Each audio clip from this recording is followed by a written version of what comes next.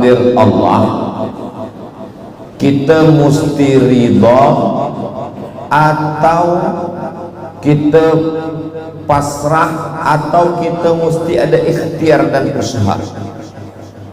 Ada seorang ulama dari Suriah, Damaskus, Dimash, namanya Syekh Muhammad Said Ramadan Al-Buti. Beliau menulis kitab, judulnya, tajuknya Al-Insan Bainal Musayyar wal Mukhayyar. Manusia antara musayyar, diperjalankan, wal mukhayyar, dan berjalan sendiri. Manusia ini ada kalanya dia diperjalankan, tak ada pilihan, dan ada masanya dia ada pilihan, boleh ke kiri, boleh ke kanan, boleh berhenti, stop, boleh maju ke hadapan, boleh ke belakang. Ambil contoh macam ini. Saya Abdul Somad menjadi lahir sebagai orang Melayu di Pulau Sumatera. Apakah itu saya ada pilihan atau tak ada pilihan? Memang yang paling selamat kalau kita diam. Tak ada pilihan. Sebab malaikat tak datang bagi saya kertas, dia suruh pilih, awak nak jadi orang Sumatera Indonesia ke, nak jadi orang Brunei ke, nak jadi orang putih. Tak ada. Ini yang disebut dengan musayyar, dijalankan, tak ada pilihan. Lalu kemudian saya nak minum dari cawan atau terus saja dari apa namanya, dari botol. Nak minum dari botol ke atau nak dari cawan? Ini saya ada pilihan atau tak ada pilihan? Ada pilihan. Yang tak ada pilihan, nak minum teh atau air putih, itu tak ada pilihan. Sebab dua-duanya. Jadi ada saatnya kita ada pilihan, dan ada saatnya tak ada pilihan. Itulah yang dimaksud dengan al-insan bainal musayyar wal mukhayyar. Sekarang banyak manusia ini pada saat dia ada pilihan, dia kata dia tak ada pilihan. Suatu hari ada seorang pemuda ditangkap polis, dia guna dadah, dia guna sabu, dia guna narkotik. Polis tangkap dia. Selepas dia ditangkap, dia tanya, kenapa awak guna dadah? Dia jawab, ini takdir Allah. Sekarang saya tanya, pukul 9 pagi dia ditangkap polis guna dadah, mana masa itu dia masuk ada pilihan ke tak ada pilihan? Saat itu dia ada pilihan untuk guna dadah atau guna yang baik, untuk memilih antara yang hak atau yang batil, nak berbuat amal soleh atau amal toleh. Jadi dua kali dia salah. Yang pertama, salah menggunakan qudrat iradat yang dibagi Allah untuk sesuatu yang tak baik. Yang kedua, dia sudah menyalahkan Allah Subhanahu wa ta'ala. Orang macam ini bukan makhluk yang baru. Zaman dulu pun dah ada. Zaman Sayyidina Amirul Mukminin Umar bin Khattab, ditangkaplah seorang lelaki minum khamar. Manakala dia ditangkap minum khamar, manakala dia akan dijatuhkan hukuman sebat, hukum cambuk, pukul pakai cemeti. Lepas itu dia ditanya, kenapa awak minum khamar? Kata dia, ini sudah ketetapan Allah. Kata Umar, bagi dia hukum dua kali. Pertama, hukum minum khamar. Yang kedua, hukum bicara takdir tanpa pengetahuan dari Allah Subhanahu wa ta'ala. Jadi yang kita pasrah itu adalah pada masalah-masalah yang musayyar, yang kita tak ada pilihan lagi. Itu memang kita pasrah kepada Allah Subhanahu wa ta'ala. Tapi pada perkara yang kita ada pilihan, maka kita disuruh Allah Subhanahu wa ta'ala untuk memilih. Itulah yang disebut dalam Al-Quran, wa nafsin wa ma sawwaha fa'alhamaha fujuraha wa taqwaha qad aflaha man zakkaha wa qad khaba man dassaha. Allah Subhanahu wa ta'ala berikan pengetahuan ini. Dalam masalah takdir ini ada dua aliran dalam sejarah Islam. Yang pertama, nama alirannya Jabriyah. Jabriyah diambil dari kata Jabr. Jabr artinya terpaksa. Jim ba ra, Jabr. Orang yang terpaksa disebut dengan majbur. Makanya dalam nikah ada namanya wali yang boleh memaksa anak gadis dalam mazhab Syafi'i. Wali mujbir, majbur dipaksa, mujbir memaksa. Saya ada anak gadis, saya tak ada anak gadis, misalkan saya ada anak gadis, saya balik ke rumah, saya cakap pada anak gadis saya, anak gadisku, aku balik dari bagi tazkirah di Masjid Blaid, aku terjumpa tadi anak lajang yang handsome, soleh, Masya Allah, tabarakallah, aku dah nikahkan engkau dengan dia tadi, maka nikah itu sah. Sebab saya wali mujbir. Wali mujbir itu ayah dengan datuk. Jadi kelompok yang pertama ini Jabriyah mengatakan dia terpaksa dengan takdir. Hidup dia ini terpaksa, dipaksa oleh takdir Allah Subhanahu wa ta'ala. Mereka ini ada satu golongan di tengah umat ini, dan saya yakin dan percaya golongan Jabriyah ini masih hidup lagi sampai sekarang. Bila ditanya dia, kenapa awak berzina? Mohon maaf, beribu maaf, berapa banyak anak perempuan, anak lelaki yang melakukan perbuatan dosa, sedar, sehat, tiada kurang satu apapun. Manakala perbuatan itu terjadi, bila dia ditanya, kenapa kamu melakukan ini semua? Dia nasihati pula mak ayah dia, sabarlah ya, ini sudah ketetapan Allah. Padahal dia melakukan perbuatan itu dalam keadaan sedar, dalam keadaan sehat, zahir dan batin. Dia boleh memilih antara action atau tidak, antara berbuat atau tidak, antara memilih dua pilihan. Lalu kemudian ada kelompok yang kedua. Kelompok kedua mengatakan, lawan daripada kelompok Jabriyah tadi. Kata dia, orang Jabriyah ini tersesat. Sebab segala perbuatan dia katakan gara-gara takdir Allah. Sebab takdirlah dia mabuk, sebab takdirlah dia mencuri, sebab takdirlah dia berzina, sebab takdirlah dia minum khamar. Ini menista Allah SWT, mengotori Allah SWT. Maka kelompok yang kedua ni, Allah mesti kita sucikan daripada takdir ini. Kalau begitu takdir ini kita buang saja. Inilah yang disebut dengan kelompok aliran Qadariyah, atau nama lainnya adalah Mu'tazilah. Kata mereka takdir itu tak ada. Jadi rukun Islam, rukun iman tinggal 5 saja. Antu'mina billah wa malaikatihi wa kutubihi wa rusulihi wal yaumil akhir wa bil qadari khairihi wa syarrihi.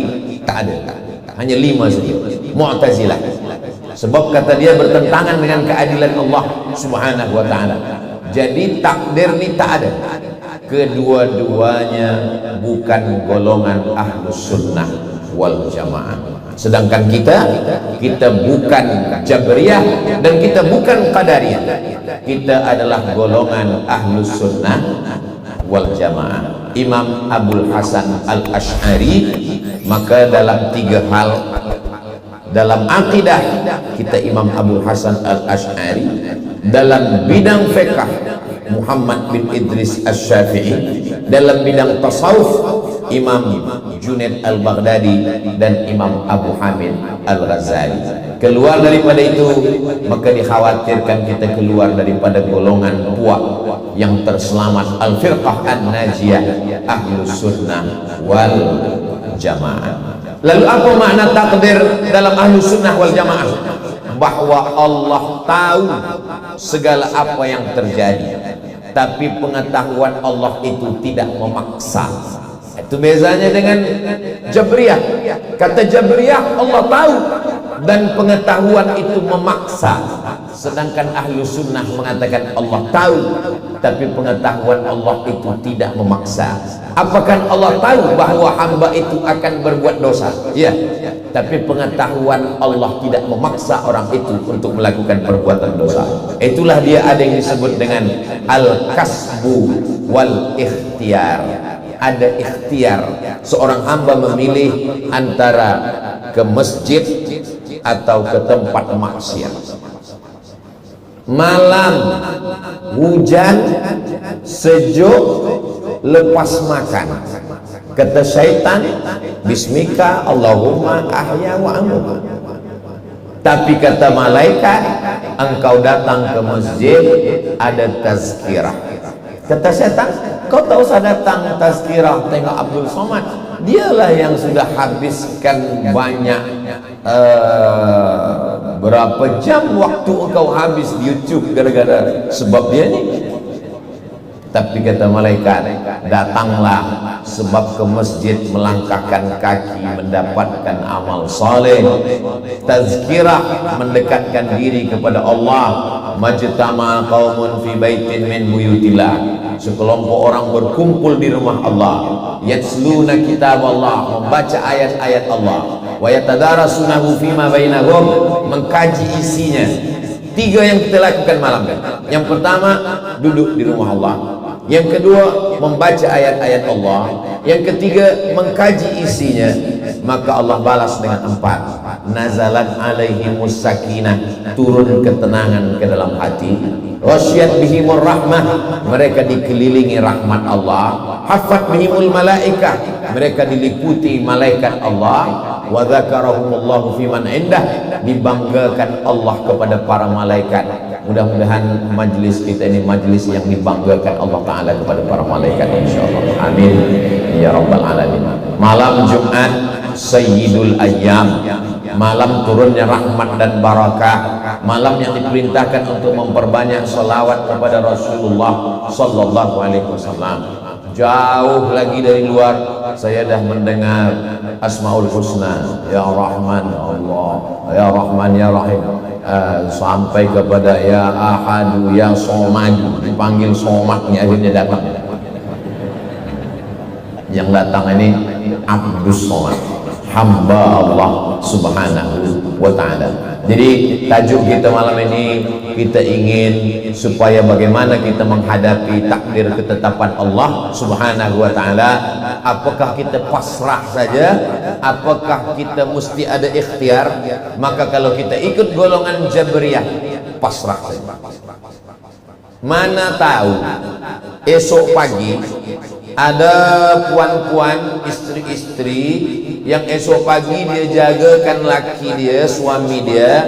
Abang tak pergi mencari nafkah, kata suami dia, kita serahkan saja pada Allah Subhanahu wa ta'ala. Ini Jabriyah. Ini suami Jabriyah. Suami yang macam ini jangan dilawan. Walaupun puan malam ni dah mengkaji masalah takdir, apakah kita pasrah saja, ridha saja, atau kita mesti ada usaha ikhtiar. Jangan tazkirah malam ni pula esok pagi puan bagi tazkirah, ya ayyuhal Jabriyah. Jangan kata cakap. Bila besok pagi ada seorang suami berkata, aku tak nak mencari rezeki sebab rezeki sudah diatur Allah, kita ridha saja, terima saja. Puan diam, jangan lawan, jangan marah. Nanti selepas azan lohor, azan zuhur, dia bertanya, apa makan kita siang ini?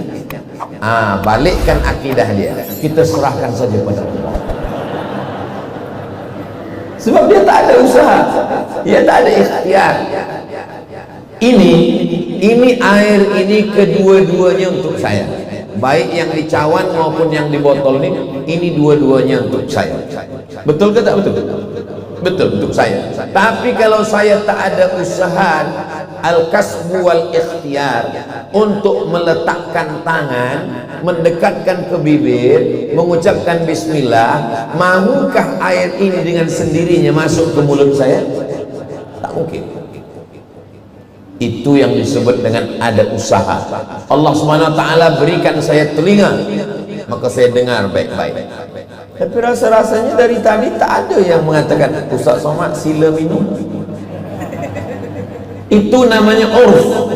Itu yang disebut dengan urf. Kalau sudah diletak di hadapan kita, maka itu punya kita. Urf namanya. Sudah jadi tradisi di tempat kita. Asal dah dibagi ke kita, itu punya kita lah itu. Tapi mic tidak. Boleh juga kalau mau. Saya dengar ada suara cakap macam.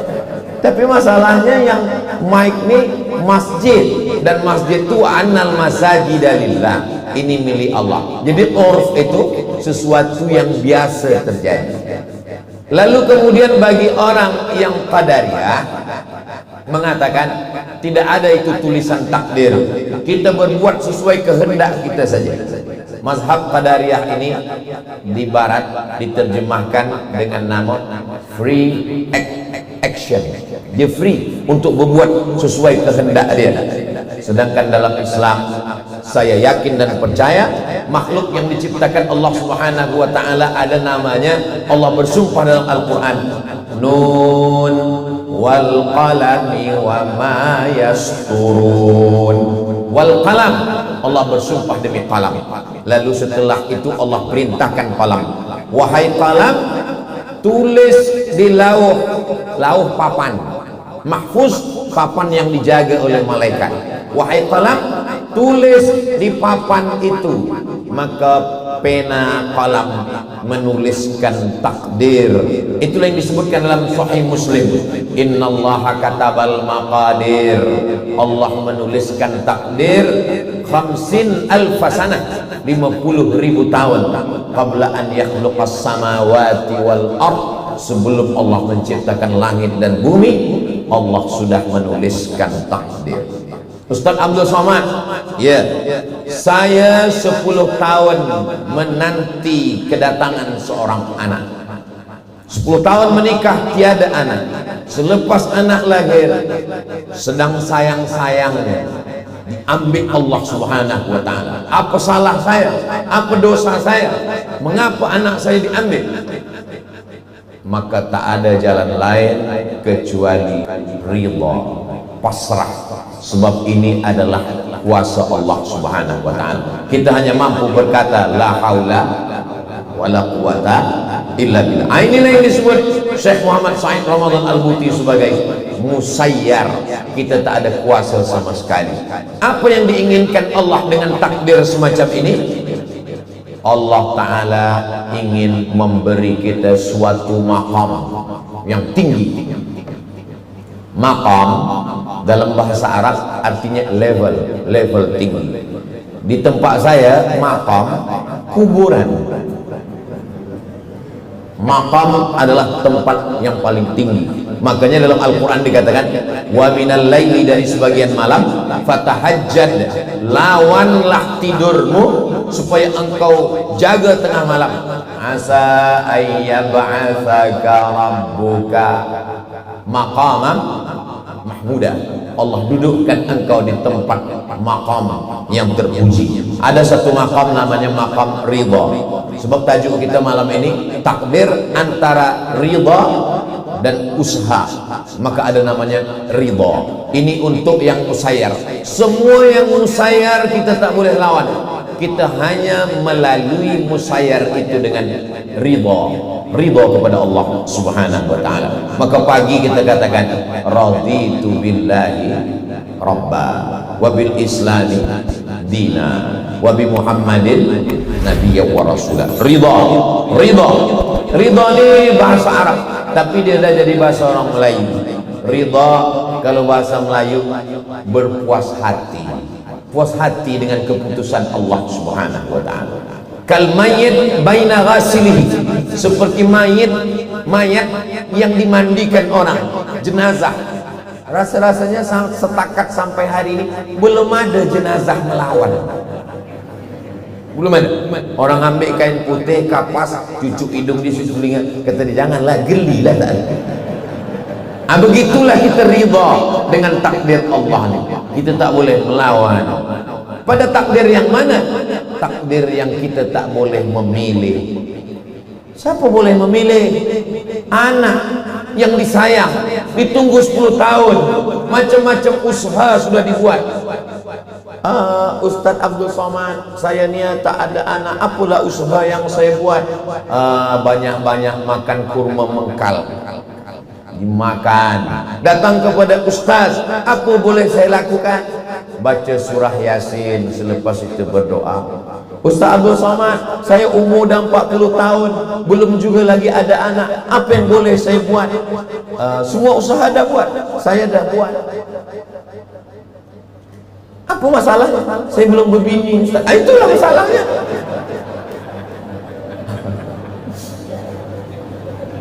Berbini ini pilihan, berumah tangga ini pilihan, antara mahu atau tidak mahu. Masalahnya ada namanya cinta kelapa. Kita cinta, orang tak apa-apa. Kalau sudah macam itu, ada seorang lelaki namanya Qais. Qais ni jatuh cinta kepada seorang perempuan. Perempuan ni bernama Laila. Lalu kemudian Qais ni tergila-gila, hingga memang betul-betul gila dia ingin menikah, sebab ayah Laila tak nak menikahkan dia dengan Qais. Syekh Muhammad Mutawalli Asy'arawi menyebutkan di antara orang yang gila dan sihat semasa didoakan di dinding Ka'bah itu adalah Qais, sampai orang menyebut dia sebagai Laila Majnun. Maksudnya adalah Qais yang tergila dengan Laila. Suatu ketika ada orang bertanya kepada Qais, Qais, ya, mana yang engkau pilih? Dunia beserta isinya atau Laila? Kalau ada dua pilihan, ini Laila, ini dunia beserta isinya, engkau pilih yang mana? Kata Qais, laubaruni aliha ahabbu ilayya wa asfali balwa.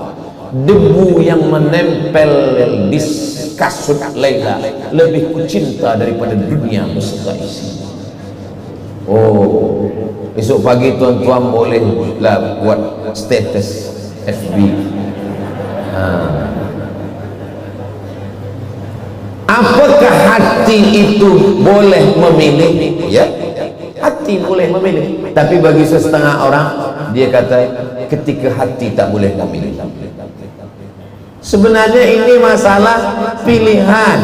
Allah SWT bagi kita pilihan untuk berbuat atau tidak berbuat. Tapi pada perkara yang tak ada pilihan, memang satu-satunya obat hanya ridha kepada Allah Subhanahu wa taala. Allah tidak susah untuk membuat sesuatu. Innama amruhu idza arada syai'an ayyakula lahu kun fayakun. Lalu kenapa itu dia tak bagi pada kita? Dia ingin kita ridha. Orang yang masuk ke dalam surga, selepas masuk ke dalam surga, semua dah dapat. Dah dapat jannatin tajri min tahtihal anhar, sudah dapat wa fawakiha, buah-buahan, walakum fiha ma tashtahi anfusukum, semua yang kamu inginkan kamu dah dapat. Lepas itu Allah Ta'ala bertanya, madza turidun? Madza turidun? Kamu nak apa lagi? Kamu semua dah dapat, apa lagi yang kurang? Kata orang yang ada dalam surga, ada satu yang kami belum dapat ya Allah. Apa tu? Ridhaka, ridhamu kami belum dapat. Kata Allah Ta'ala, kalau yang dapat ridha aku itu cuma satu saja. Siapa ya Allah? Yang dapat ridhaku hanya orang yang ridha menerima takdir. Orang yang tak ridha menerima takdir Allah, dia tak dapat ridha Allah. Itulah mengapa kita masa berdoa kepada Allah, kita tak minta surga dulu, kita minta ridha dulu baru minta surga. Sebab dapat surga belum tentu dapat ridha, tapi kalau dapat ridha pasti dapat surga. Maka kita diajarkan guru-guru kita berdoa, Allahumma inna nas'aluka ridhaka wal jannah. Ini Hijr Ismail, ini Rukun Yamani, ini Hajar Aswad. Rabbana atina fid dunya hasanah wa fil akhirati hasanah wa qina azabannar. Allahumma inna nas'aluka ridhaka. Di tempat yang malaikat paling banyak berkumpul, di tempat doa yang paling mustajab, di situ dimintakan ridha. Dan yang dijemput Allah untuk kembali menghadap Allah itu adalah orang-orang yang ridha. Ya ayyatuhan nafsul mutmainnah, irji'i ila rabbiki radiyatan mardiyah. Allah ridha, mardiyah, diridhai. Manakala seorang ustaz berdoa, mudah-mudahan kita semuanya mendapat ridha, amin. Ada seorang perempuan, dia diam saja. Kawan dia bertanya, kenapa awak tak aminkan? Aku dah dapat ridha. Dari mana kau tahu? Nama suami dia Ridha. Hormat tu Ridha. Nama tu doa. Ada pula seorang lelaki dari British, dari England berkata, kata dia, what is in a name? Apalah arti sebuah nama? Dalam Islam nama adalah doa. Jadi orang yang ingin anaknya diridhai Allah, ridha menerima segala ketetapan Allah, dia bagi nama anak itu ridha. Tapi setengah orang menyebut ridha ni, dia susah nak sebut huruf dad, maka dad itu berubah menjadi huruf z. Siapa nama anak awak? Reza. Reza itu sebenarnya ridha. Dulu ada raja dari Persia, dari Iran, namanya Ridha Pahlavi. Ridha Pahlavi sampai ke kampung saya berubah menjadi Reza Pahlavi. Sebenarnya itu dia.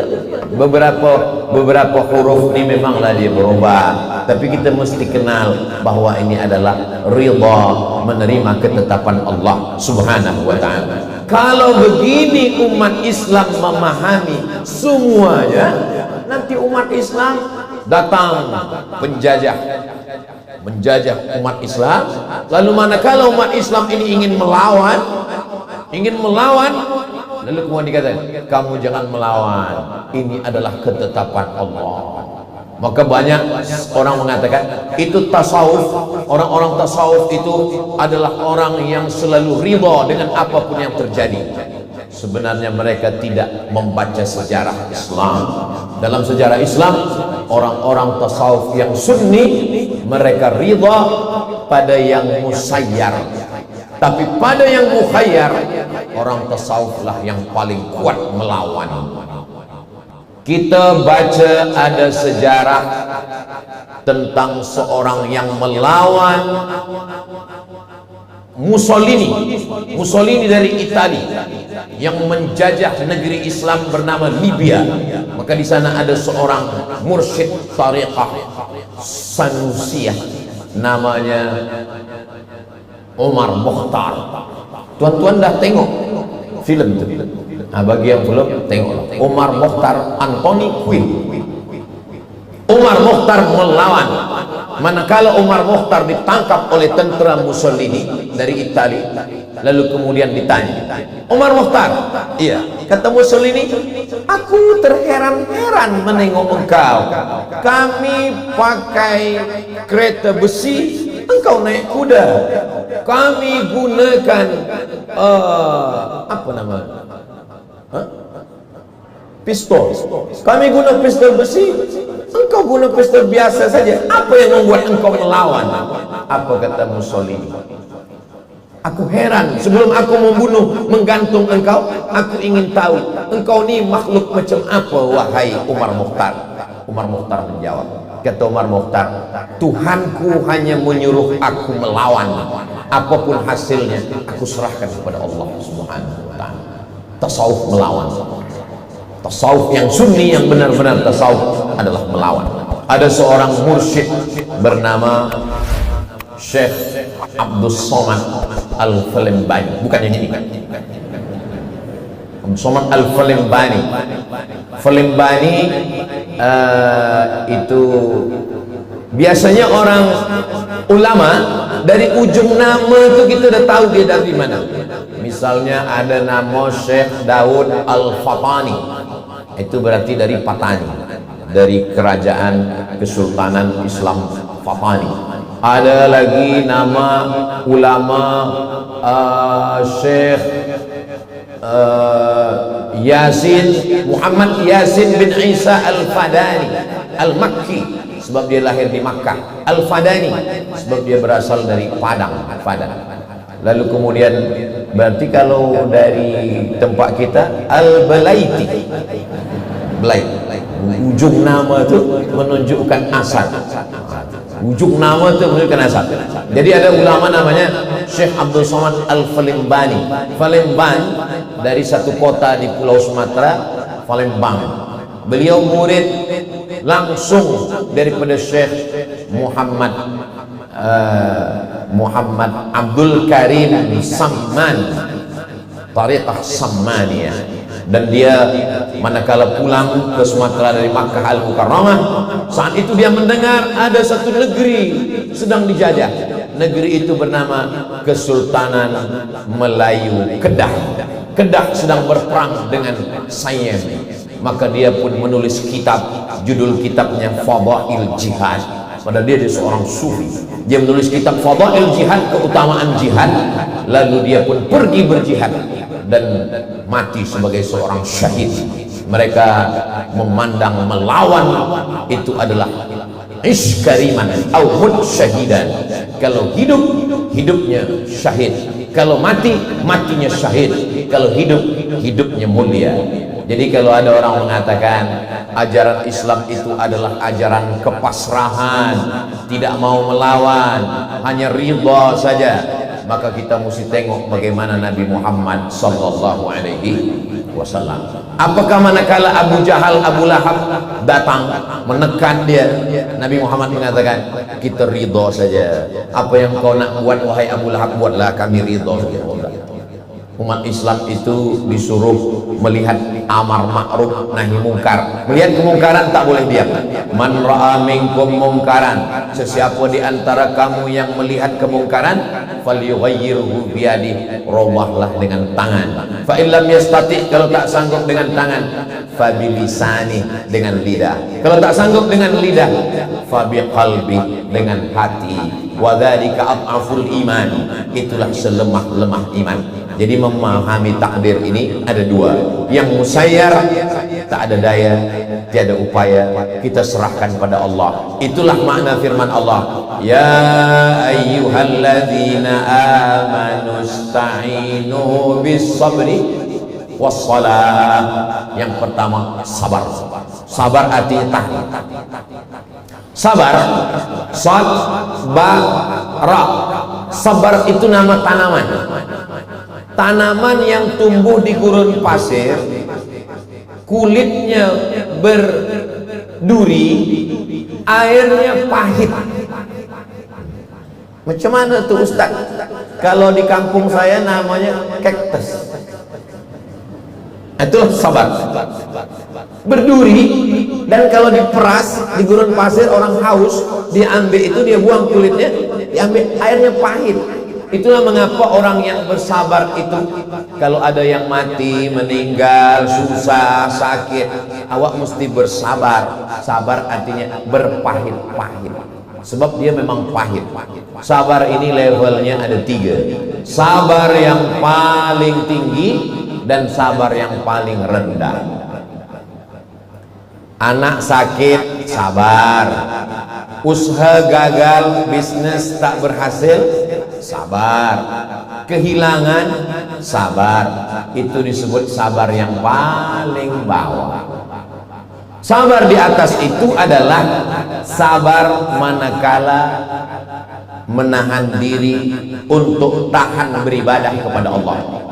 Ini malam ini, puan-puan ini adalah makhluk yang sangat sabar, sebab dia meninggalkan television, meninggalkan YouTube, meninggalkan Instagram, meninggalkan WhatsApp grup.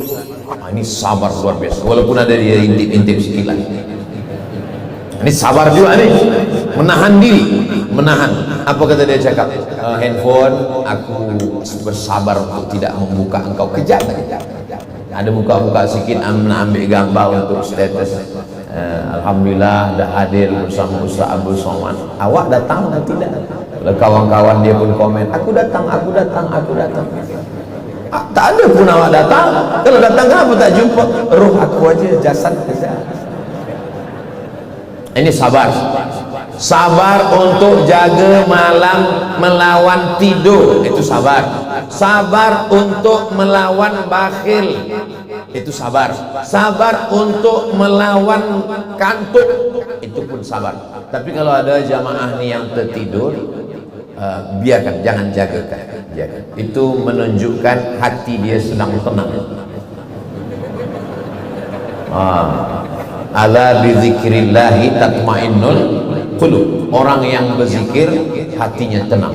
Jadi rupa-rupanya tazkirah Ustaz Abdul Somad ini mampu menenangkan hatinya. Jadi macam mana bila tazkirah ni dia tak dengar? Nanti balik ke rumah dia boleh dengar lagi. Ini yang live, nanti dia boleh dengar lagi di channel Ustaz Abdul Somad Official. Subscribe, like, share, and comment. Dia dengar ulang-ulang balik. Dia dengar ulang-ulang balik. Allahu Akbar. Nah, lalu kemudian ada sabar yang lebih tinggi lagi daripada itu. Itulah dia sabar menahan diri dari perbuatan maksiat. Itu sabar. Sabar yang level paling tinggi. Itu yang sanggup itu Nabi Yusuf alaihissalam. Walaqad hammat bihi, manakala Zulaikha ingin kepada dia, tapi Nabi Yusuf melawan. Itu sabar yang paling tinggi. Kalau ada maaf cakap, ada seorang perempuan menginginkan seorang lelaki yang handsome, yang muda, yang baik, kemudian selepas itu lelaki yang muda ni bercerita ke kawan dia, aku tadi jumpa di mall seorang perempuan, dia bagi nombor telefon, aku kata inni akhafullah, aku takut kepada Allah. Maka menurut Islam orang ini sabar. Tapi kata kawan dia, engkau bodoh, kesempatan tak datang dua kali. Padahal dalam Islam itulah sabar yang paling tinggi. Kenapa Habil tak melawan Kabil? Manakala Kabil datang ingin menimpakan batu besar, akan dia timpakan ke kepala Habil. Apa kata Habil? La imbasatta ilayya yadaka litaqtulani ma ana bibasiti yadiya ilaika liaqtulak. Aku tak melawan saudaraku Kabil. Kenapa tak melawan? Inni akhafullah, aku takut kepada Allah. Ini sabar. Jadi kita disuruh manakala datang takdir ini dua cara. Ya ayyuhalladzina amanu sta'inu bis sabr. Sabar artinya menahan. Maka bulan puasa itu disebut dia dengan bulan syahrus sabri, bulan sabar. Makanan ada, minuman ada, tapi dia sanggup menahan. Itu sabar. Istri dia ada, dia sanggup tahan. Makanan halal ada, tapi dia sanggup tahan. Itu namanya sabar. Lalu kemudian sabar, makanya disebut Ramadan itu imsak. Imsak. Bila azan subuh pukul 5.20, imsak 5.10. Imsak. Imsak itu diambil dari kata menahan. Apa yang ditahan orang sabar? Pertama, dia tahan mulut. Sebab mulut ni bercakap, kenapa yang laki mati? Laki ni laki aku, kenapa tak laki dia? Maka mulut ni mesti tahan. Selepas itu yang ditahan adalah hati, ditahan. Manakala hati ini bercakap, pikiran bercakap, ditahan dengan zikir. Afdalul zikri fa'lam annahu la ilaha illallah. Ini hati dan pikiran ini mulai bercakap-cakap. Kenapa Ustaz ini lambat datang? Kenapa dia tak datang-datang? Ya man huwallahu alladzi la ilaha illa huwar rahmanur rahim al-malikul qudusus salamul mu'minul muhaiminul kata Muhaiminul Azizul Jabbar. Kenapa kita diajak untuk Asmaul Husna, bersolawat, solawat nariyah, solawat tafrijiyah, solawat badar, solawat tibil qulub, untuk supaya menahan hati dan pikirannya, sebab dia bercakap terus di dalam. Untuk menahan itulah maka kita disuruh berzikir. Ya ayyuhalladzina amanu ista'inu bis-sabri wassalah, memperbanyak solat kepada Allah Subhanahu wa taala. Solat qabliyah, solat ba'diyah, solat duha, solat isyraq, solat awabin, solat tasbih, solat hajat, solat taubat, solat habis semua solat udah. Ustaz Abdul Somad, saya rasanya semua solat, semua sembahyang saya dah buat. Sembahyang apa lagi? Sembahyang yang tak ada terikat dengan apapun. Sembahyang terikat dengan waktu, tahajud malam, duha pagi. Sembahyang yang tak ada terikat dengan apapun, sembahyang lepas, itulah dia disebut dengan solat sunat mutlak. Mutlak artinya lepas, tak ada terikat dengan apapun. Qabliyah, ba'diyah terikat dengan waktu. Solat sunat selepas wudu terikat dengan waktu, tapi tak terikat dengan waktu, tak terikat dengan momen, tak terikat dengan apapun, maka disebut dia dengan solat mutlak. Maka ketika Abdullah bin Abbas sedang naik kendaraan, tiba-tiba datang orang dari belakang membagi kabar. Assalamualaikum, wahai Abdullah bin Abbas. Waalaikumsalam. Adik engkau meninggal, adik engkau yang sedang berperang meninggal. Abdullah bin Abbas turun dari kendaraannya, dari hewan tunggangannya, dia turun, terus saja dia cari kiblat, dia terus sholat. Allahu Akbar, mengamalkan firman Allah, ya ayyuhalladzina amanu ista'inu bis-sabri was-shalah. Tidak ada yang mampu menahan itu kecuali sabar dan sholat. Tapi orang sehebat Umar bin Khattab, tuan-tuan, Umar bin Khattab itu Masya Allah tabarakallah, ma masya Umar qattu illa masa syaitan fajjan ghaira fajjika. Ini ada satu jalan, ini jalan kampung, jalan biasa, ini jalan highway. Kalau Umar lalu di jalan highway ini, maka setan akan cari jalan lain. Dia takut di jalan yang dilalui oleh Umar bin Khattab. Begitulah Umar. Ini bukit, ini gunung, ada satu lembah. Kata Nabi, kalau engkau berjalan di lembah itu Umar, maka setan akan berjalan di lembah yang lain. Begitulah Umar bin Khattab. Kalau Ustaz Abdul Somad sama-sama berjalan dengan setan. Kita ini makhluk yang lemah. Umar bin Khattab yang begitu kuat iman dia, manakala meninggal Sayyidina Muhammad SAW, dia cabut pedang dia. Apa kata dia? Man qala inna Muhammadan qad mata, siapa yang mengatakan Muhammad mati, atrib unuqahu, aku pancung kepala dia. Siapa yang berani mengatakan Muhammad mati, aku tebas kepala dia. Datang Abu Bakar Siddiq membacakan ayat, wa ma Muhammadun illa rasul. Muhammad bukan Tuhan, dia hanya seorang rasul. Qad khalat min qablihi rusul. Rasul sebelum dia pun meninggal. Adam, Idris, Nuh, Hud, Saleh, Ilyas, Zakaria, Musa, Yahya, Zulkifli, Ayyub, Sulaiman. Mereka meninggal semua. Afa immata, kalau dia meninggal, au qutila, atau dia dibunuh orang, inqalabtum ala aqabikum, apakah kamu akan kembali kepada agama kamu yang lama? Mendengar ayat itu dibacakan, jatuh pedang Umar bin Khattab. Apa kata Umar? Seakan-akan aku tak pernah mendengar ayat itu. Padahal Umar bin Khattab hafaz Al-Quran.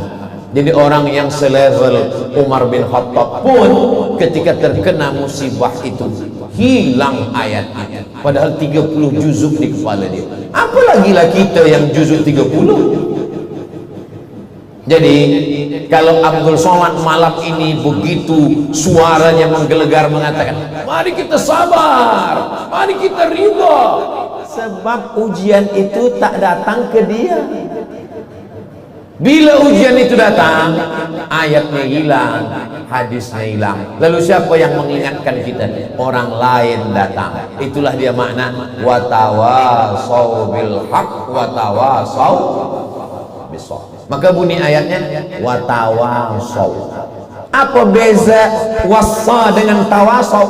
Wa wassa Ibrahimu banihi wa Ya'qub. Nabi Ibrahim memberikan wasiat kepada anak-anaknya dan Ya'qub. Seorang ayah searah saja, monolog, satu arah dia bagi nasihat. Tapi kalau tawasau, hari ini Abdul Somad yang membagi wasiat.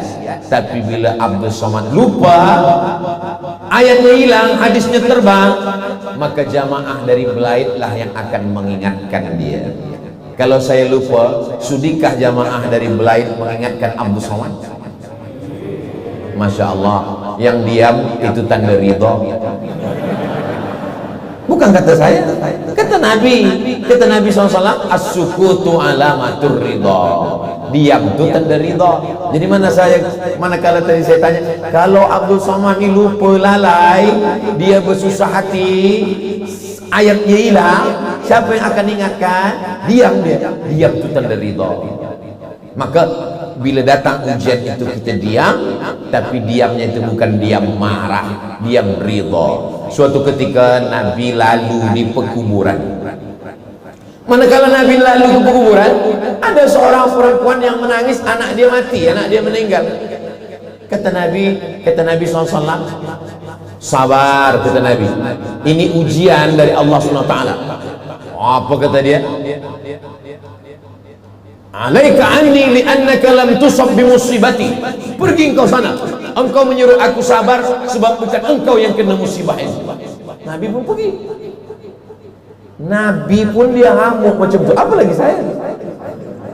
Kata dia, pergi sana, engkau mengatakan aku sabar sebab bukan anak engkau yang mati, bukan engkau yang kena ujian. Nabi pergi. Selepas itu datang orang bagi tahu, awak tahu tak siapa yang awak halau? Tidak, itu Nabi. Oh Nabi, aku tak tahu, kata dia. Sebab masa itu tak ada poster, tak ada gambar, orang tak tahu tu Nabi Muhammad SAW. Beza dengan sekarang, walaupun orang Belaid tak pernah jumpa saya, tapi dia tahu. Saya kadang di beberapa tempat, saya sedang makan, ada orang tanya, ini Ustaz Somad? Enggak, macam Ustaz Somad. Tahu, engkau tahu tak siapa yang kau halau tadi? Tidak, itu yang kau halau untuk Nabi. Dia datang, dia kejar, dia datang sampai ke rumah Nabi.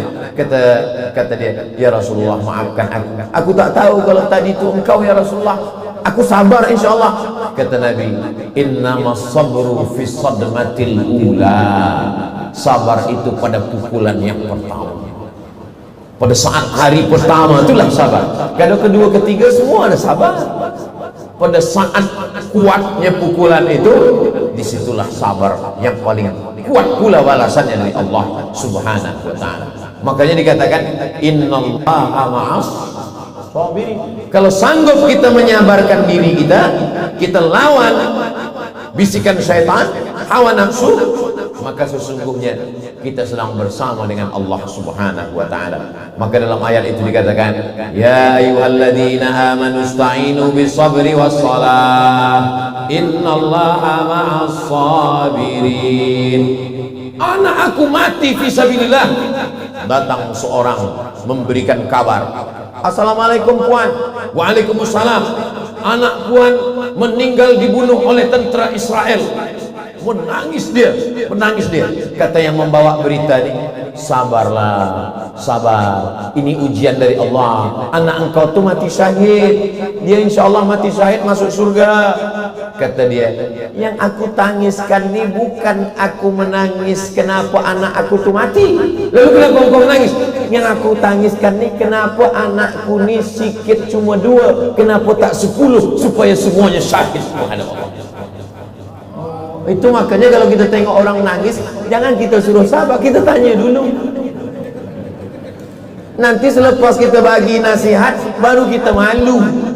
Rupanya yang dia tangiskan bukan anaknya mati itu. Yang dia tangiskan, kenapa anakku mati syahid 2 orang, kalau aku tahu begitu anakku lebih banyak dan semuanya syahid menghadap Allah Subhanahu wa ta'ala. Begitu kekuatan iman mereka kepada Allah Subhanahu wa ta'ala. Satu lagi, seorang ibu, manakala datang berita kepada dia, anak engkau meninggal, dia pun menangis. Kata yang membawa berita ini, sabarlah, kenapa engkau menangis? Sabar, ini ujian dari Allah. Yang aku tangiskan ini, kenapa aku tak ikut sekali syahid dengan dia? Begitulah orang-orang yang kalau sudah dalam hatinya itu ada ridha menerima takdir Allah Subhanahu wa ta'ala. Lalu kemudian apa kata Allah? Wala taqulu liman yuqtalu fi sabilillahi amwat. Jangan kau katakan mereka yang mati berjihad fisabilillah itu mati. Bal ahya, mereka hidup. Oh, jadi mereka tuh hidup, Ustaz. Mereka hidup. Walakin la tash'urun. Hanya saja kamu tak sanggup merasakan kehidupan mereka. Maka kata Nabi sallallahu alaihi wasallam, kamu jangan bersedih sebab mereka itu sesungguhnya hidup. 2 kali Allah ulang dalam Al-Quran, bal ahya inda rabbihim yurzaqun. Mereka mendapatkan rezeki yang tak putus. Orang yang mati syahid itu 3. Pertama, sakratul maut dia rasakan kal qarsi, seperti cubitan lembut di atas kulit. Sedangkan kita takutnya sakratul maut, ya Allah, maka selalu kita doakan Allahumma hawwin alaina fi sakaratil maut. Yang kedua, mereka tak merasakan azab kubur. Sedangkan kita setiap ingin lepas sembahyang minta selamat, Allahumma inni a'udzubika min azabi jahannam wa min azabil qabri wa min fitnatil mahya wal mamat wa min syarri fitnatil masihid dajjal. Yang ketiga, mereka terus saja masuk ke dalam surga tanpa hisab. Sedangkan umat Islam tak semuanya. Jangan minta masuk surga, karena semua umat Nabi Muhammad SAW pasti masuk surga. Tapi mintalah selamat dari neraka, karena tak semuanya selamat dari neraka. Man qala la ilaha illallah Muhammadur Rasulullah dakhalal jannah. Siapa yang mengucapkan la ilaha illallah Muhammadur Rasulullah pasti masuk surga. Datang sahabat bertanya, wa in zana, bagaimana kalau dia berzina? Wa in saraq, bagaimana kalau dia mencuri? Wa in zana wa in saraq, dia berzina, dia mencuri, tetap masuk surga. Oh, sedapnya orang Islam. Berzina masuk surga, mencuri masuk surga, masuk surga. Tapi dia transit dulu. Kita nak flight ni direct. InsyaAllah kita semua Rabbana atina fid dunya hasanah wa fil akhirati hasanah wa qina azabannar. 7 kali pagi, 7 kali petang. Allahumma ajirna minan nar, Allahumma ajirna minan nar, Allahumma ajirna minan nar, Allahumma ajirna minan nar, Allahumma ajirna minan nar, Allahumma ajirna minan nar, Allahumma ajirna minan nar. Kalau sanggup 1 nafas, tak sanggup jangan paksakan, nanti berhenti di tengah. Kita minta kepada Allah Subhanahu wa ta'ala selamat. Allahumma ja'alna min utaqaika, jadikan kami termasuk orang-orang yang terbebas selamat daripada azab neraka. Mereka sudah pasti, maka mereka disebut dengan syahid. Syahid maknanya 2. Yang pertama, masyhud, disaksikan malaikat, sebab kematian mereka itu semua malaikat turun menyaksikan. Yang kedua, syahid bermakna syahid, memandang, sebab sebelum malaikat mencabut nyawanya, malaikat menunjukkan tempat dia di surga. Wahai syahid, sebelum engkau keluar ruh dari jasad, ini tempat engkau di surga. Ustaz Abdul Somad dah tahu tempat di surga. Jangankan tempat di surga, tempat parking di Belait pun tak nampak. Dapat ada. ramai, Masya Allah, tabarakallah.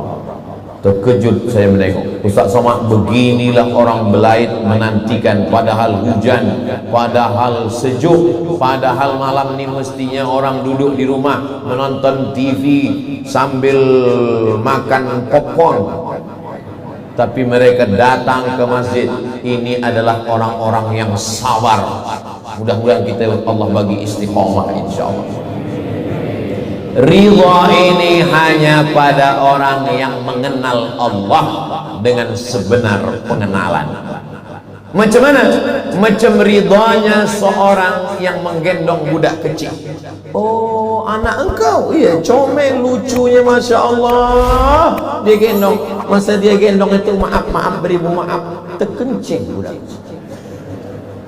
Masa budak kecil itu terkencing, orang yang menggendong ini ridho. Kenapa dia ridho? Karena dia tahu budak kecil ini tak berdosa. Cuba kalau ayah dia yang mengencing. Oh, lucu. Iya, tapi saya mohon maaf, lupa pasangkan pampers tadi. Itu nampaknya kain engkau dah basah. Tak apa, ini maknanya bulan depan saya pula dapat anak. Kenapa? Sebab dia pengenalan yang sempurna. Kalau kepada budak kecil yang tak berdosa dia tak marah, kenapa dia marah pada Allah? Berarti dia tak kenal Allah. Makanya kata ulama, awaluddin ma'rifatullah. Bukan hadis Nabi. Awal pertama dalam agama ini adalah mengenal Allah Subhanahu wa taala. Wujud, qidam, baqa, mukhalafatu lil hawadisi, yamu bi nafsihi, wahdaniyah, qudrat, iradat, ilmun, hayat, sama, basar, kalam. Itu semua untuk mengenal Allah Subhanahu wa taala, bahwa Allah ada iradat, kehendak ingin menguji hamba-hambanya, dan kita hanya bersabar menerima takdir yang musayyar ini. Adapun yang mukhayyar, maka yang mukhayyar kita mesti bersemangat. Ustaz Abdul Somad, macam mana kita nak ramaikan masjid kita dengan sembahyang berjamaah? Pengerusi masjid kita, Ustaz Somad, minta supaya Ustaz bagi motivasi supaya jamaah ini bersemangat. Kita tak usahlah bagi motivasi, sebab ini dah takdir Allah. Ada saja imam dengan makmum seorang dah cukup, dah sudah. Itu fardu kifayah. Masjid-masjid yang lain orang dah mau sembahyang di rumah. Oh, ini bukan ajaran Islam. Nabi kalau pada masalah yang mukhayyar, antara ke masjid atau tak ke masjid, antara sembahyang atau tak sembahyang, Nabi amat sangat bersemangat.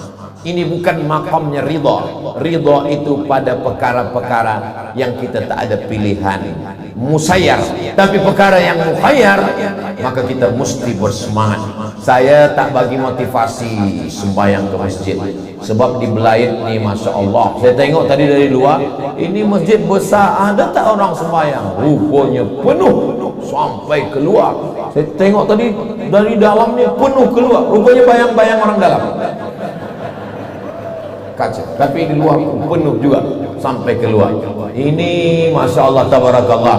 Kalau masjid sudah penuh sembahyang isya seperti ini menandakan Palestina akan segera terbebas dari Israel. Allahu Akbar. Begitulah bersemangatnya meraihkan solat berjamaah. Ini semua adalah bagian daripada usaha pengerusi masjid supaya tetap orang datang. Macam-macam usaha dilakukan. Saya jauh berjalan, banyak ditengok, lama hidup banyak dirasa, banyak-banyak tempat lain padang, lain belalang, lain lubuk, lain ikan. Ada satu tempat ramai, tazkirah subuh ramai. Saya tanya kawan saya, awak pengerusi masjid ni? Iya. Kenapa ramai banyak? Kita adakan setiap subuh Ahad, namanya subuh Ahad coffee morning. Oh, jadi lepas sembahyang subuh sedia bagi, ada nasi lemak, ada. Awal-awal niat jamaah, nawait usolli fardhu subhi wa nasi lemak. Tapi sebab ini usaha bagaimana meraihkan solat berjamaah. Kemudian saya pergi lagi satu masjid ramai juga, Saya tanya, macam mana awak meraihkan sembahyang berjamaah ni boleh ramai? Kami pengerusi masjid, setiap sepekan sekali, seminggu sekali, itu kami buatkan surat jemputan macam walimah nikah. Kepada semua jemaah, sila datang. Nanti bila awak tak datang, awak mati, kami tak datang. Oh, macam tu. Jadi macam-macam cara. Ini ikhtiar. Ini yang saya sebut dengan ikhtiar itu. Begitu juga dengan mencari rezeki ini. Rezeki ini pun ikhtiar juga. Mencari rezeki itu ikhtiar. Kaya itu takdir. Ini mesti kuat keyakinannya. Kalau dia cari rezeki, sudah dia cari tak juga dapat, dia mesti takdir. Oh, kalau begitu semua sudah usaha dilakukan, tidak juga dapat, berarti Allah sedang menguji. Kalau engkau dapat yang engkau inginkan, bersyukurlah, karena Allah ingin kau dapatkan pahala syukur. La in syakartum la azidannakum. Kalau engkau sudah berusaha tidak dapat yang kau inginkan, berarti Allah ingin kau dapat pahala satu lagi yang lebih besar daripada syukur. Itulah dia pahala sabar. Innama yuwaffas sabiruna ajrahum bighairi hisab. Kalau syukur pahalanya cuma satu. La in syakartum la azidannakum. Bersyukur nikmat rumah, dapat rumah. Syukur nikmat kereta, dapat kereta. Bersyukur nikmat isteri, nampaknya tak ada berani menjawab. Itu tanda ridha juga. Ridha, diam-diam ridha. Diam ni dua, diam ridha dengan diam takut. Ada satu lagi yang lebih tinggi daripada syukur, sabar. Kalau sabar pahalanya kata Allah, innama yuwaffas sabiruna ajrahum bighairi hisab. Orang yang sabar pahala dia bighairi hisab. Bighairi hisabnya unlimited, balasan yang tiada boleh dikira manusia. Jadi kita hidup ini dua. Kalau sesuai keinginan kita dengan takdir Allah, syukur. Kalau tak sesuai dengan yang ditakdirkan Allah, sabar. Makanya kata Nabi, ajaban li amril mu'min. Orang beriman itu ajaban, ajib, amazing, luar biasa. Kenapa? Karena kalau dia bersyukur, dia dapat baik. Kalau dia bersabar pun dia dapat baik. Inilah yang susah nih. Kadang kalau sesuai dengan yang diinginkan, orang lupa, sombong, takbur. Kalau tak sesuai dengan yang diinginkan, dia mencaci maki, sumpah serapah, hamun, menyalahkan orang. Tuhan tak adil. Kenapa begini? Sebenarnya manakala kita cakap Tuhan tak adil, malaikat maut itu dah mengintip. Oh, kata malaikat. Tapi kerana Allah masih sayang, ajal belum sampai. Inna rahmati sabaqat ghadabi. Rahmatku mendahului murka Allah SWT. Tapi ada lagi yang lebih dulu, rahmatnya. Itulah mengapa manakala kita buka Quran, Bismillahirrahmanirrahim, rahmat.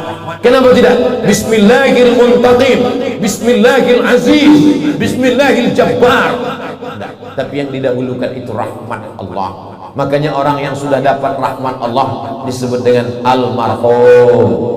Allah yarham, rahmat Allah. Tapi tak boleh almarhum itu untuk orang yang sudah dapat rahmat Allah sekaligus doa untuk dia. Tapi tak boleh. So adik-adik, anak-anak muda ni bagi tazkirah, yang saya hormati almarhum dan almarhumah, itu khas, itu sebutan khas untuk orang yang menghadap Allah. Maka kita doakan dia, Allahumma ighfir lahu warhamhu. Kita penduduk antara dua sujud minta kepada Allah, Rabbil firli warhamni wajburni warfa'ni warzuqni wahdini wa'afini wa'fu'ani. Balik kepada tajuk kita malam ini, takdir antara ridha dengan ikhtiar. Takdir dah saya jelaskan, ridha pada perkara-perkara yang musayyar, ikhtiar pada perkara-perkara yang mukhayyar. Tadi saya mula pukul 8.30, sekarang sudah pukul 9.30, 60 minit. Padahal kalau tengok botol 30 minit. sebab 330 ml. 1 jam saya dah jelaskan. Tuan-tuan sekalian, apakah yang saya sampaikan ini jelas?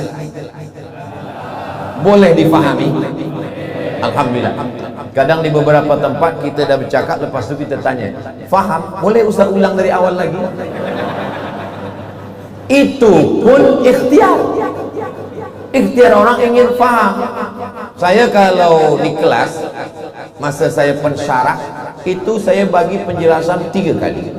Saya jelaskan, ada kadang masalah-masalah itu yang susah, yang sulit, yang payah, saya jelaskan 3 kali. Macam mana? Saya belum juga faham. Kalau begitu 2. Kalau tak awak keluar, saya keluar. Di kelas lah dengan adik-adik, dengan pelajar-pelajar, tapi dengan jamaah, Masya Allah, tabarakallah. Begitulah Allah bukakan hati kita. Saya 2 tahun tak datang ke Brunei Darussalam sebab COVID-19. Alhamdulillah tak ada datang COVID 20, 21, 22. Dia berhenti setakat 19 saja, sehingga kita datang boleh bersilaturahim. Ini pun bagian daripada ikhtiar. Saya tidaklah berdakwah, sebab dakwah itu mengeluarkan orang dari menyembah setan kepada menyembah Allah. Orang di Brunei Darussalam semua dah menyembah Allah. Yang berdakwah itu adalah saudara-saudara kita yang masuk hutan, yang mengetuk pintu rumah orang. Mari kita ke surau, mari kita ke masjid. Itu ikhtiar dia. Adapun orang yang dah datang ke masjid, dah duduk, disediakan kerusi, dipanggil, mari kita dengarkan tazkirah yang disampaikan oleh Al-Mukarram Al-Ustaz Abdul Somad. Lalu orang menyangka Abdul Somad sedang berdakwah. Tidak, yang berdakwah adalah saudara-saudara kita yang berusaha supaya ingin dakwah itu sampai. Berapa banyak orang yang tak mengenal Allah, sehingga dia mengenal Allah menjadi umat Nabi Muhammad SAW yang dalam la ilaha illallah Muhammadur Rasulullah sallallahu alaihi wasallam. Orang kalau kuat tauhidnya, insyaallah dia tidak akan goyang. Kenapa? Karena dia akan berkata inna lillahi wa inna ilaihi raji'un. Semua ini bukan punya aku. Lillahi ma fis samawati wa ma fil ardh. Yang di langit, yang di bumi, bukan punya aku, punya Allah. Diambil Allah, bukan punya kita. Macam parking, ada parking kereta, datang orang parking kereta mahal, ada orang parking kereta biasa, ada orang parking kereta rusak, lalu dia ambil balik. Itu punya dia. Allah bagi letak parking ke poket kita sebentar, Allah bagi parking ke bank akun kita sebentar, sekejap, selepas itu dia ambil. Allah Subhanahu wa taala menangis sampai bengkak biji mata berhari-hari. Padahal ayat tu dia hafal. Selepas setiap maghrib dia baca, ghairil maghdubi alaihim waladdallin, amin, lillahi ma fis samawati wa ma fil ardh. Tapi manakala diambil Allah, disitulah datang. Nabi-nabi itu semua ujiannya ujian ridha. Diambil Allah Ta'ala, kebunnya mati semua, kebunnya ridha. Diambil Allah Subhanahu wa taala, kambingnya, untanya, lembunya, ridha. Diambil Allah taala anak-anak, ridha. Itulah dia Nabi Ayyub alaihissalam. Sampai akhirnya kulit-kulit dia sakit, sekalipun dia tak ada mengeluh, ya Allah, kenapa anakku mati, kenapa kebunku mati, kenapa, tak ada. Sampai akhirnya tinggal satu saja yang setia bersama dia, itulah dia rahmah. Makanya manakala orang menikah itu selalu doakan, Allahumma arham bainahuma kama rahimta baina Ayyub wa Rahmah. Buat mereka berkasih sayang sebagaimana kasih sayang Ayyub dan Rahmah. Walaupun mati hilang semua, Rahmah tetap sayang. Sampai akhirnya apa kata Rahmah? Berdoalah Ayyub kepada Allah. Kata Ayyub, aku malu. Tak apa-apa, kau minta saja kepada Allah. Kata Ayyub, Rabbi anni massaniyadhur wa anta arhamur rahim. Kalau kita baca dalam doa Ayyub itu, Nabi Ayyub alaihissalam, dia tak ada minta, dia tak ada kata, ya Allah sihatkan aku, kulit aku dah sakit-sakit, berulang, tak ada. Dia hanya katakan, Rabbi anni massaniyadhur, aku kena sesuatu mudarat, wa anta arhamur rahimin, engkau maha kasih dan sayang. Terus saja Allah mengatakan, apa kata Allah? urkut birijlika, tumit engkau pijakkan ke tanah, maka keluar mata air mughtasalun baridun, air yang sejuk mandi, lalu kemudian dia pun sehat sedia kala. Begitulah adab nabi-nabi itu, beradab, malu, meminta, berkeluh kesah kepada Allah Subhanahu wa taala. Kita kadang baru sakit demam, di kampung saya kalau demam sikit itu namanya demam puyuh. Baru demam sikit aja. Kenapa sebut demam puyuh? Puyuh merindukan bulan. Demam sikit, bukan demam berat, betul? Dan berkeluh kesah, kenapalah begini. Padahal sebenarnya kita tidak ridha menerima ketetapan Allah Subhanahu wa taala. Padahal subuh kita sudah katakan, raditu billah, aku ridha menerima ketetapan Engkau. Makanya dalam hadis qudsi dikatakan, man lam yarda biqada'i, siapa yang tak ridha menerima takdirku, walam yasbir bi bala'i, tak sabar menerima bala ujian, falyatlub rabban siwaya, carilah Tuhan selain aku. Kemana kita mencari Tuhan selain Allah? Tak ada. Maka tidak ada lain kecuali ridha menerima ketetapan Allah Subhanahu wa taala. Kita saling mendoakan, mudah-mudahan kita termasuk hamba-hamba yang selalu ridha menerima ketetapan Allah Subhanahu wa taala pada perkara-perkara yang musayyar. Adapun pada perkara yang mukhayyar, kita tetap berusaha. Innallaha la yughayyiru ma biqaumin hatta yughayyiru ma bi anfusihim. Allah tidak akan merubah suatu kaum sampai kaum itu berusaha untuk merubah dirinya sendiri. Lebih kurang 70 menit kita bersama malam ini. Segala kebaikan-kebaikan ini datangnya dari Allah. Kesilapan-kekhilafan itu datang dari hamba Allah yang dhaif, al-faqir, Abdul Somad. Mudah-mudahan pertemuan kita malam ini pertemuan yang diridhai Allah Subhanahu wa taala. Seterusnya saya kembalikan kepada pengerusi majelis apa program berikutnya. Terima kasih. Wassalamualaikum warahmatullahi wabarakatuh.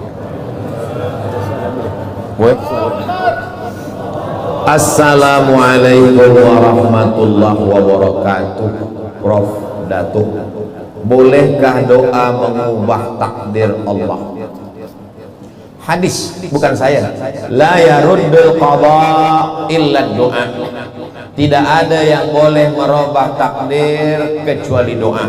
Itulah mengapa malam nisfu Sya'ban kita berdoa, Allahumma, ya Allah, kalau tertulis di lauhil mahfuz dalam takdirku baik, maka tetapkan kebaikan itu untukku. Kalau tertulis tak baik, maka robahkanlah dia menjadi baik. Maka kadang ada sebagian pemuda-pemuda ini berdoa, ya Allah, kalau memang dia tak jodohku, jadikan dia jodoh. Kalau dia jadi jodoh orang lain, matikan jodoh dia. Apa doa kamu? Nabi sebut nama. Masa zaman Nabi itu ada dua Umar yang kuat. Satu Umar bin Khattab, satu Umar bin Hisham. Ini dua orang ini kalau dia masuk Islam, Islam akan kuat. Nabi berdoa, Allahumma a'izzal Islam bi Umarain. Kuatkan Islam ini dengan dua Umar ini. Masuk Islam Umar bin Khattab. Nah, jadi kita berdoa, maka ada doa, Allahumma inni la aruddal qada walakin as'aluka lutfa fi. Aku tak minta engkau rubah takdirku, tapi andai kau rubah, andai kau takdirkan aku jatuh, biarlah aku jatuh dalam tumpukan jerami. Jerami itu habis memanen padi, lembut dia kalau jatuh. Sebenarnya dia ingin takdir itu berubah kepada yang baik. Jadi kita minta kepada Allah Ta'ala, kalau ditakdirkan ada tak baik, kita rubah pada yang baik. Siapa yang kuasa merubah takdir? Yamhullahu ma yasha' wa yusbit. Allah kuasa untuk menetapkan dan Allah kuasa untuk menghapuskan. Wa indahu ummul kitab, karena lauhil mahfuz milik Allah di sisi Allah SWT. Kalau Allah berkehendak, dia hapuskan. Kalau Allah berkehendak, dia tetapkan. Semuanya kuasa Allah Subhanahu wa taala. Kita berusaha, kita berikhtiar, kita berdoa. Selepas itu hubungan kita Allah dengan Allah adalah husnuzwan, bersangka baik kepada Allah. Maka dalam hadis qudsi dikatakan, ana inda husni zanni abdi bi. Aku ikut sangka hambaku kepadaku. Apapun yang dibagi Allah kepada kita, kita sangka baik. Mudah-mudahan Allah selalu memberikan yang baik-baik buat kita semua. Amin. Demikian.